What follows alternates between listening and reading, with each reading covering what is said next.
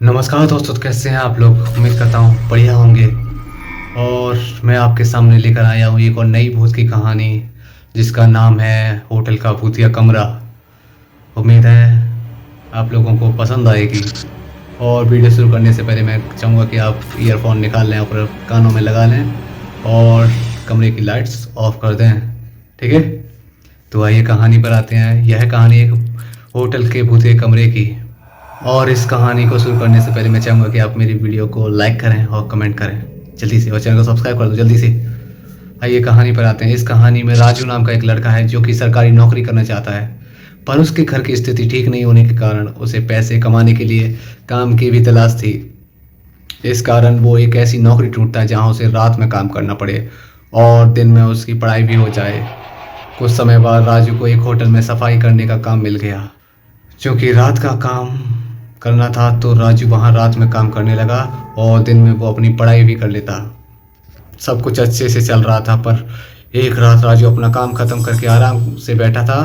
तभी वहाँ पे उसका एक सीनियर आया और उससे बोला, तुम यहाँ आराम से क्यों बैठे हो। इस पर राजू ने जवाब दिया, सर मैं अपने कमरों की सफाई कर चुका हूँ इसलिए बैठा हूँ। फिर उसके सीनियर ने कहा, नहीं, आज तुम्हें होटल के सबसे ऊपर की मंजिल पे 4 कमरे उनकी भी सफाई करनी है, जाओ वहाँ। इतना बोल के उसका सीनियर वहाँ से चला गया। फिर राजू ने होटल के सबसे ऊपर की मंजिल के 3 कमरों की सफाई कर दी और अंत में जो 4 नंबर का कमरा था वहाँ गया। वो बहुत ही आलीशान कमरा था, इतना खूबसूरत कमरा।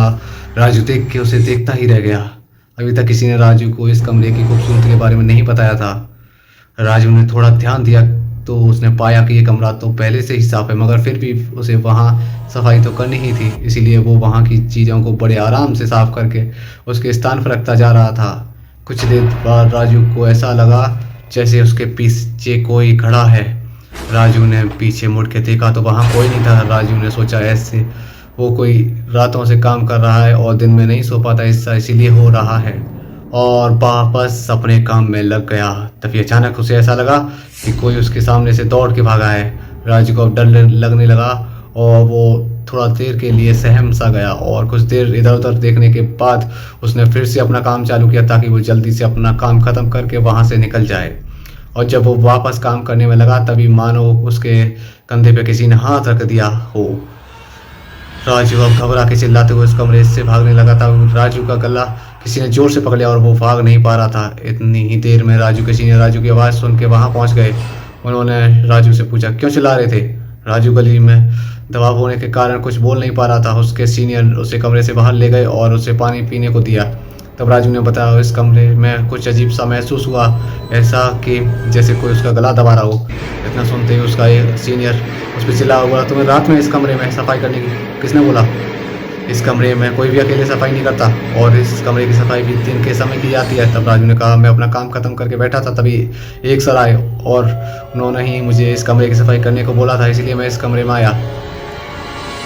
इतना सुनते ही जितने भी लोग उस होटल में काम करते थे सभी को राजू के सामने लाया गया ताकि राजू उसे पहचान सके कि किसने उसे ऊपर वाले कमरे में काम करने भेजा था। फिर उस वहाँ और जितने भी लोग थे राजू ने सबको देखा, पर उनमें से कोई नहीं था। तब उन लोगों ने वहाँ जितने स्टाफ काम करते थे उन सारे स्टाफ की इमेज राजू को दिखाई। तब राजू ने उनमें से एक को देख के बोला कि इन्होंने ही मुझे वहाँ सफाई करने को भेजा था। इतना सुनते ही सारे लोग डर गए, क्योंकि राजू ने जिसकी इमेज दिखाई उस स्टाफ की मौत 1 महीने पहले ही उसके कमरे में सफाई करने के दौरान हुई थी।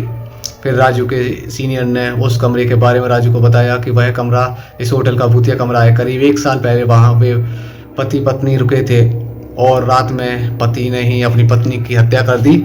उसके बाद से उस कमरे में जो भी काम करने जाता है उससे कुछ अजीब सा डरावना महसूस होता है। ऐसे कई बार होने के बाद उस कमरे में रात के समय कोई नहीं जाता।